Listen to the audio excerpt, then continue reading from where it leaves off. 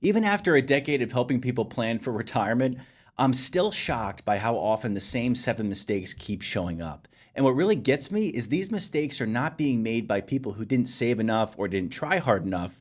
These are successful people who made critical planning mistakes, and for some of them, that cost them the retirement they worked 30 or 40 years to build. I've seen couples have to downsize their home due to unexpected costs they never saw coming. And these 7 mistakes don't just cost money, they can steal your peace of mind, force you into difficult life changing situations, and can completely mess up your retirement timeline that you spent decades working toward.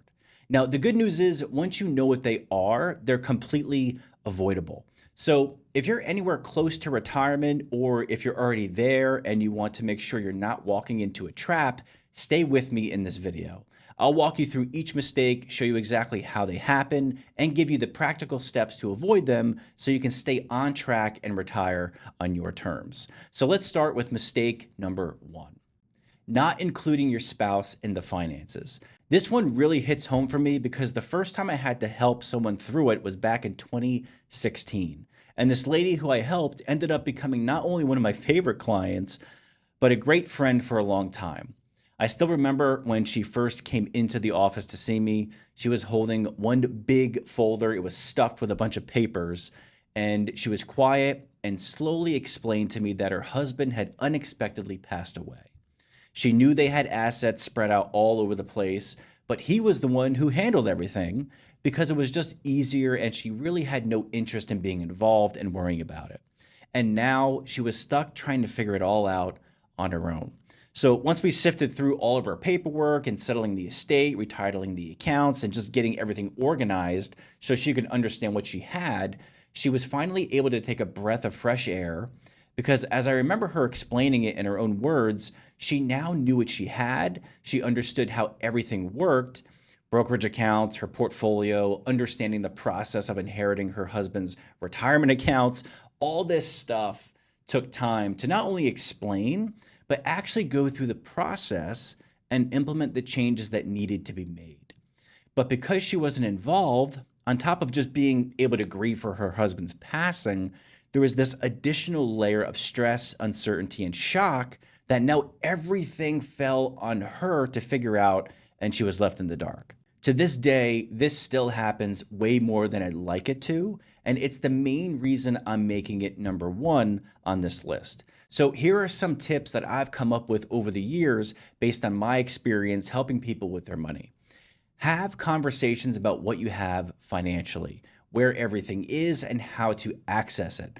We never know what life will throw our way, and the last thing we want is to leave our spouse in the dark, right? Even if we have no intention of doing so, it could still happen, so prepare for it.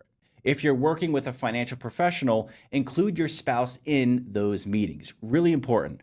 When I work with couples, I won't move forward in the planning process unless I have both involved in the process, because everyone has a different money story, which is just another way of saying how they think about money, what do they want their money to do for them, how does it make them feel, etc.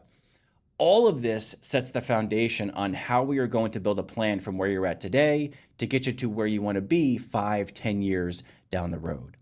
Also, be transparent. Don't hide your money from each other. I've met with couples and one of the spouses would call me and mention an account that their spouse didn't know about because maybe they like to spend and they're not good with money, so they're trying to keep this account under the radar. And this has put me in many awkward situations before because I technically have a fiduciary duty to act in both of their best interests. So be upfront, be transparent with each other.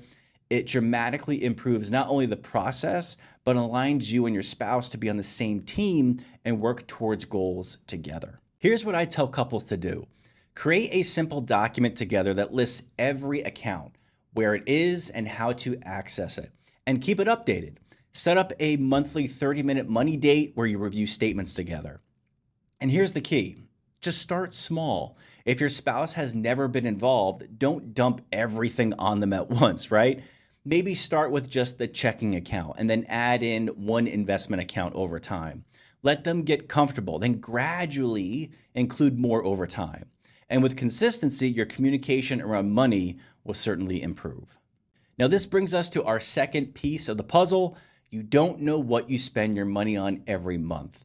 And this is something you don't want to guess at or depend on mental accounting for, because mental accounting is literally just adding up expenses in our head, trying to recall your expenses, again, using our mind, when most of us, including myself, we have a hard time remembering what we ate 3 days ago for dinner, right? So, to have a secure retirement, you need to know how much money you want to spend every month for the rest of your life.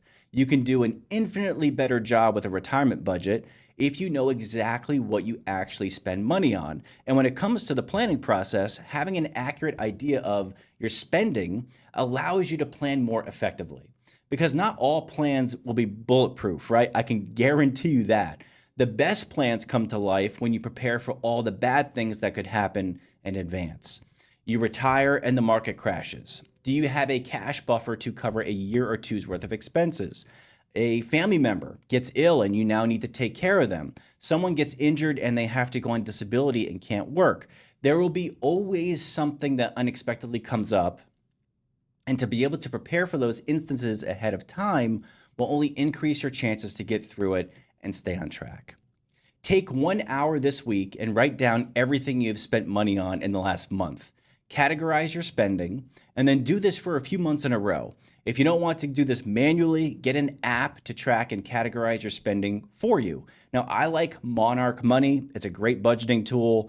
I have no affiliation with them, but they are user-friendly and relatively cheap to get started with.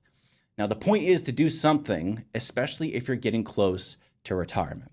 And here's our third piece, and this one catches people completely off guard, especially for us men. So give some serious thought to how you are going to spend your time, because retirement can trigger surprising emotional and cognitive challenges. Now, many people underestimate the emotional challenges that come with retirement, especially if you're leaving a career where many people depended on you to make decisions and lead. Studies actually show that retirement depression affects up to 25% of retirees, especially men over 85 being the highest of any age group. So think about this. Retirement is not just a date, right? It's a transition. For decades, your identity has been tied to your work. You had structure, purpose, colleagues, a sense of being, all of that, and then suddenly it's gone. So here's what I recommend. Take mini vacations before retirement to see what it would feel like to have unstructured time. Try out a hobby before you retire to test and make sure you actually enjoy it. And please don't bank everything on playing golf for 30 years in retirement.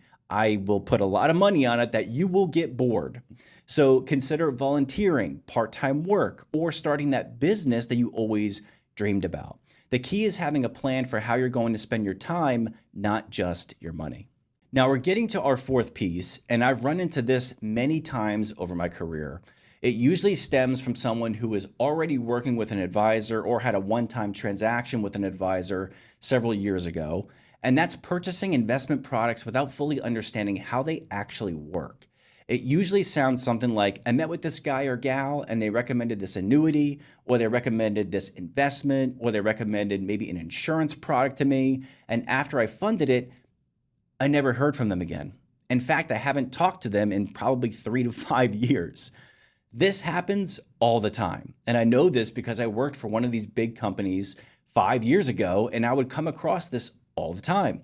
I specifically remember meeting with a couple about 7 years ago, and these were clients I took over the relationship on because the prior advisor had moved on to something else, and I was reviewing their accounts and policies with them. And I explained how everything worked and how it was performing, and they were in shock.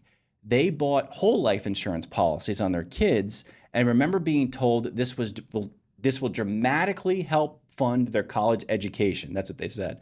Because whole life insurance isn't looked at for financial aid, and you can take the money out tax-free, aka you can borrow against it.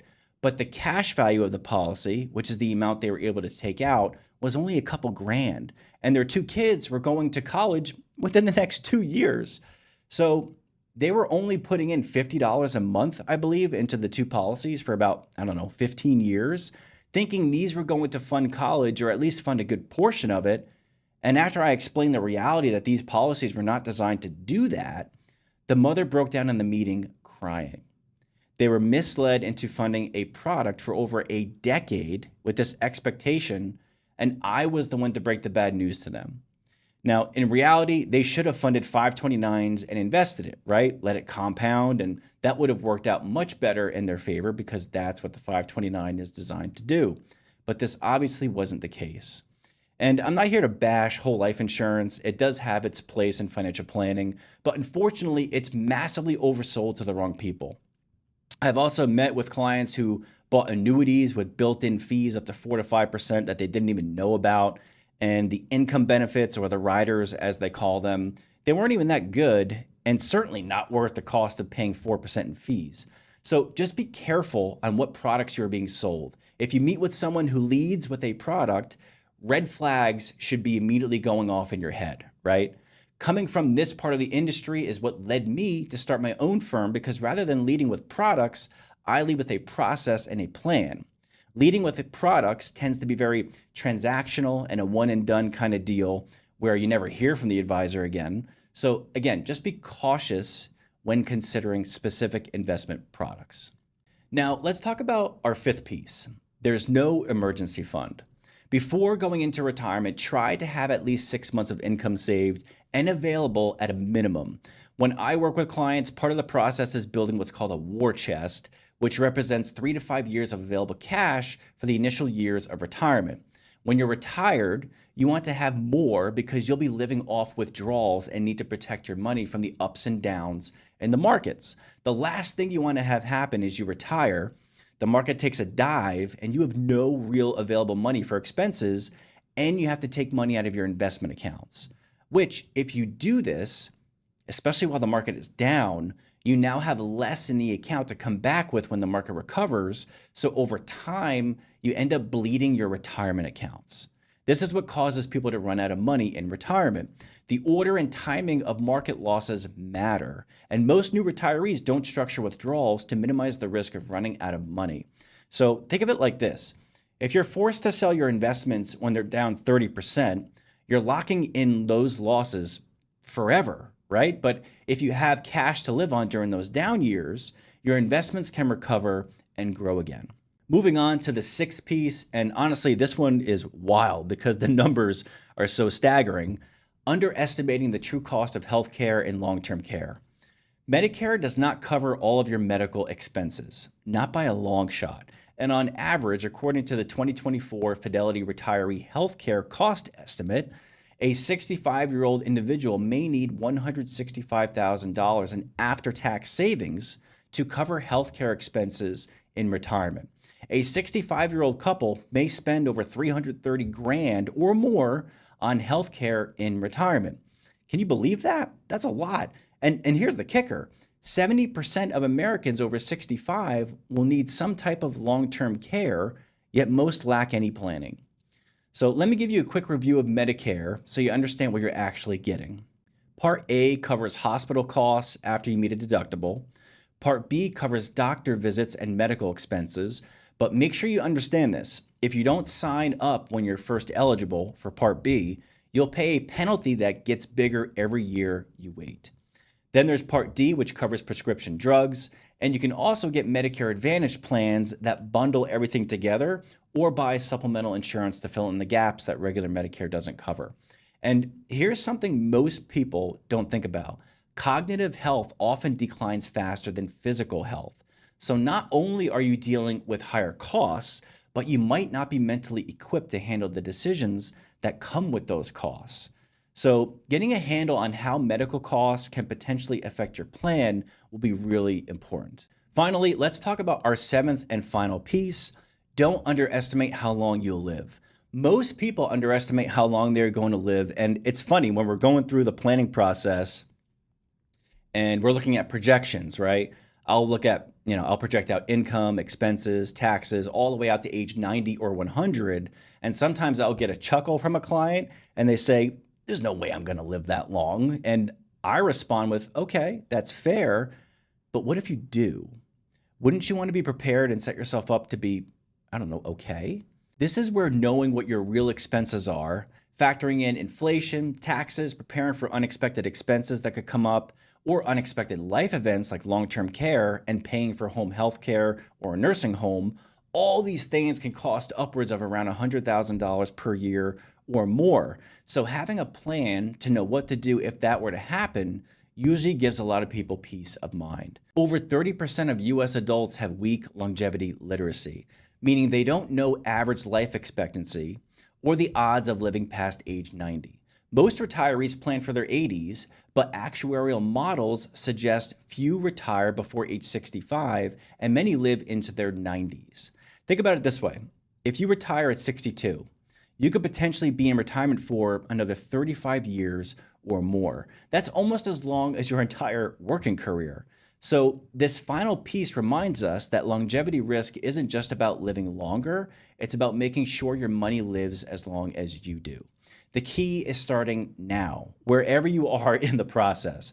Don't wait until you're 64 to start thinking about these things. The earlier you start, the more time you have to adjust, to save, to plan, and to build the foundation properly.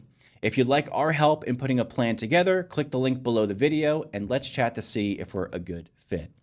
Now, if you have over $500,000 in a traditional 401k plan, well then this video is for you because believe it or not, the IRS has plans for these types of accounts. So click here to watch and I'll see you over there.